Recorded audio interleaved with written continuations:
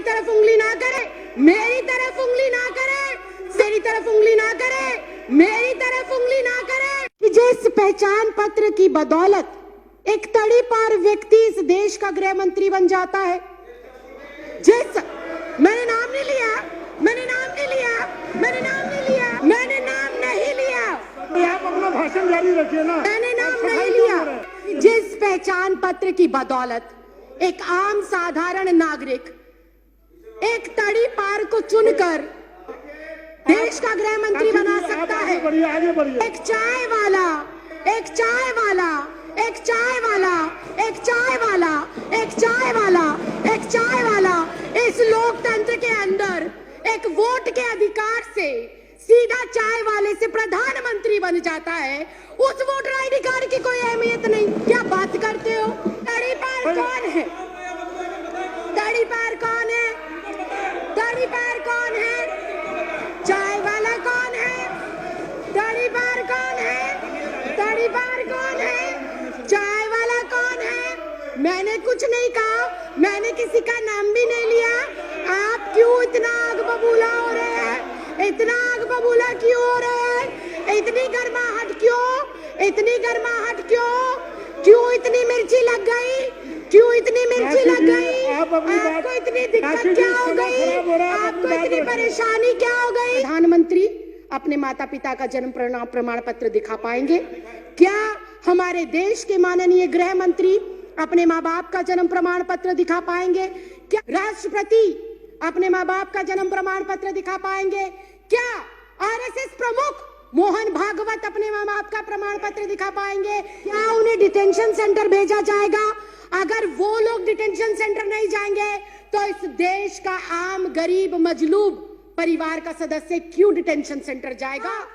किस देश के अंदर इस समय कैसी सरकार चल रही है जो बहुत कंफ्यूज है, जो बहुत अज्ञानी तरीके से, अनजान तरीके से, उसे पता ही नहीं है कि देश को किस ओर लेकर जाना है, देश के लिए क्या जरूरी है, देश के लिए कौन से मुद्दे महत्वपूर्ण हैं, देश के लिए कौन से कानून महत्वपूर्ण हैं। उनको इस चीज की बिल्कुल जानकारी नहीं है। बहुत ही अजीब से लोग इस देश के केंद्र की सत्ता के ऊपर बैठकर अजीबोगरीब फैसले ले रहे हैं। जो इस देश में अभी तक विदेशी कहे जा रहे हैं उनको ये नागरिकता दे रहे हैं बिना किसी कॉमा फुल स्टॉप के। और इस देश के अंदर जो सदियों से, दशकों से रह रहे हैं उनको ये कहते हैं कि अगर तुम इस देश के नागरिक हो तो तुम्हें कागजात देने पड़ेंगे, तुम्हें प्रूफ करना पड़ेगा कि तुम इस देश के नागरिक हो। यह अजीब विडंबना है। हमारे पास वोटर आईडी कार्ड है, हमारे पास आधार कार्ड है, हमारे पास पैन कार्ड है, हमारे पास पासपोर्ट है, उनको ये हमारे कागज नहीं मानते।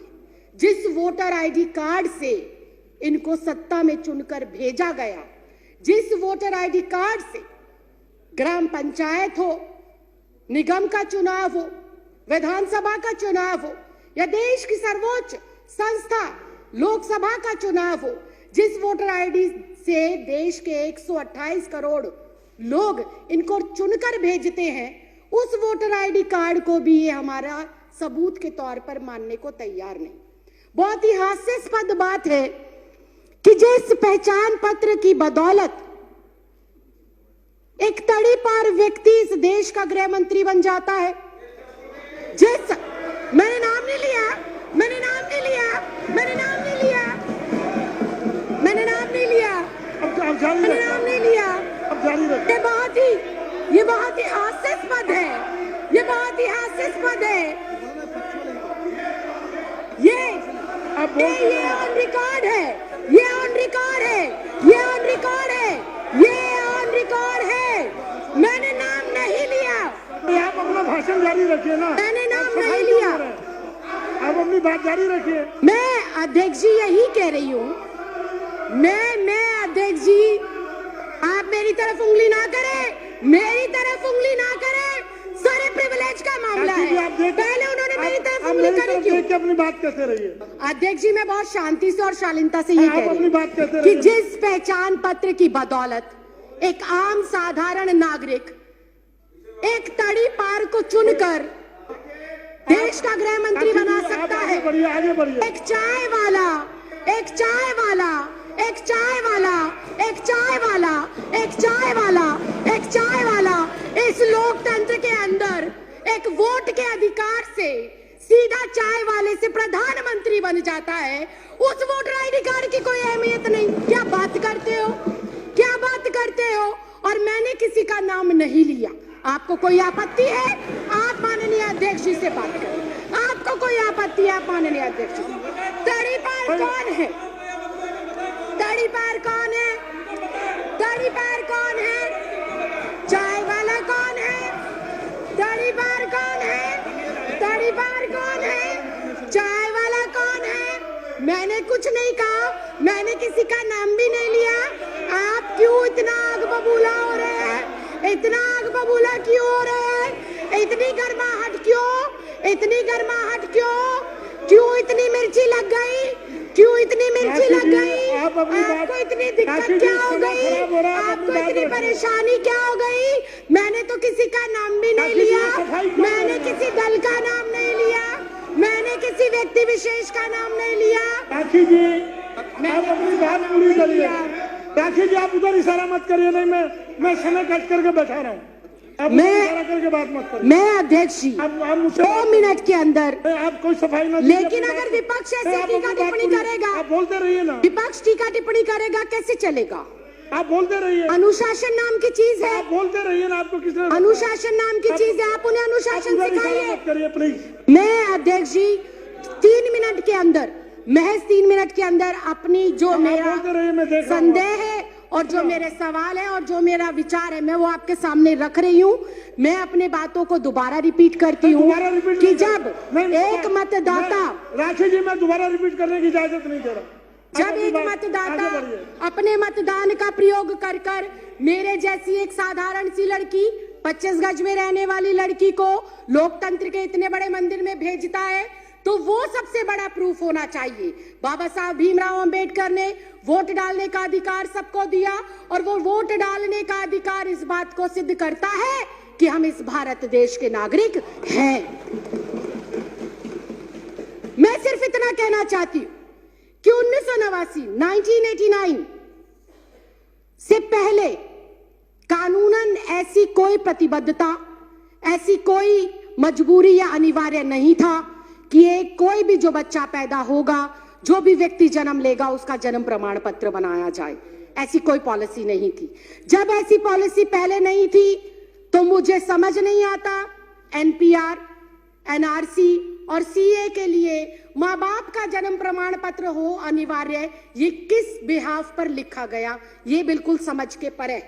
और फिर एक बार फिर से विपक्ष को हो सकता है मेरी बातों से आघात पहुंचे, लेकिन ये कटु सत्य है कि अगर ये कंपलसरी है कि एनपीआर, एनआरसी और सीए के लिए अपने अपने माता पिता का जन्म प्रमाण पत्र दिखाना जरूरी है, तो क्या हमारे देश के माननीय प्रधानमंत्री अपने माता पिता का जन्म प्रमाण पत्र दिखा पाएंगे?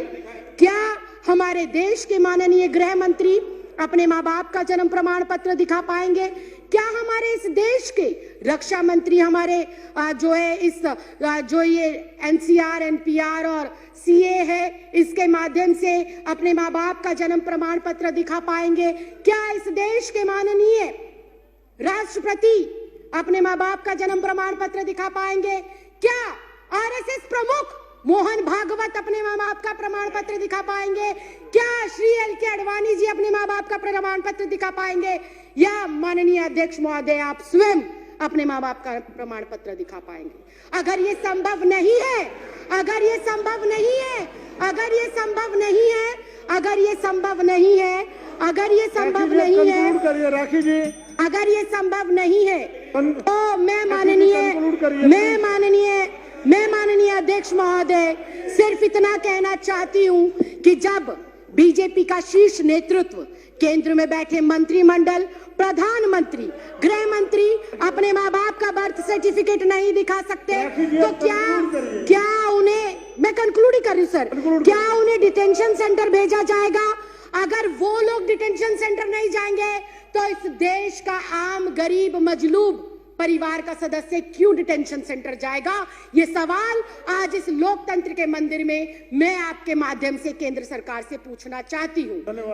अध्यक्ष जी, मुझे 2 मिनट दे दीजिए, मैं अपनी बात को खत्म कर रही हूँ।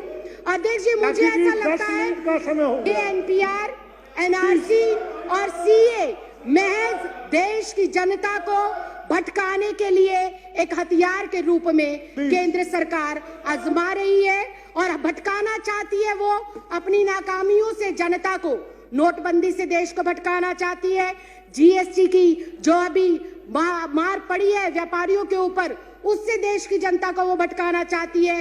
बेरोजगारी जो पिछले 45 सालों के अंदर सर्वोपरि आंकड़ा इस साल में आया है, उससे देश की जनता को भटकाने के लिए हथियार के रूप में इसका प्रयोग हो रहा है। राइफल सौदा हो गया, दलितों पर अत्याचार हो गया, अर्थव्यवस्था किस तरह से चरमराई हुई है। अध्यक्ष जी, मैं एक लाइन कहकर सर, मैं भी रिक्वेस्ट कर रही हूँ, फाइनल क्लोजिंग लाइन कहकर मैं जो है अपनी बात को विराम देती हूँ कि अध्यक्ष जी, ये जो भाजपा सरकार है, ये एक संकीर्ण मानसिकता की सरकार है। इस सरकार को जब से ये अस्तित्व में आई है, किसान सड़कों पर है, छात्र सड़कों पर है, महिला सड़कों पर है, पुरुष सड़कों पर है, दलित सड़कों पर है, वकील सड़कों पर है, डॉक्टर सड़कों पर है, इंजीनियर सड़कों पर है। ये सरकार नहीं, संविधान विरोधी लोग हैं और एनपीआर, सीए और एनआरसी को लाकर ये वोट के अधिकार को खत्म करना चाहते हैं और अपना एकाधिकार स्थापित कर कर लोगों को उनके अधिकारों से वंचित रखना चाहते हैं। माननीय अध्यक्ष, मैं आपके माध्यम से ये कहना चाहती हूँ, माननीय मंत्री श्री गोपाल राय जी ने जो अपना प्रस्ताव रखा है, इस सदन के सदस्य होने के नाते, इस देश की नागरिक होने के नाते, मैं आज यहाँ से आपसे विनम्र प्रार्थना करती हूँ कि मैं इस प्रस्ताव का समर्थन करती हूँ और दिल्ली में इसको कतई भी किसी भी सूरत में लागू नहीं करना चाहिए। इस खबर को अभी लाइक करें, शेयर करें और ऑनलाइन न्यूज इंडिया की सभी खबरें अपने मोबाइल फोन पर सबसे पहले देखने के लिए अभी चैनल को सब्सक्राइब करें और घंटी जरूर दबाएं।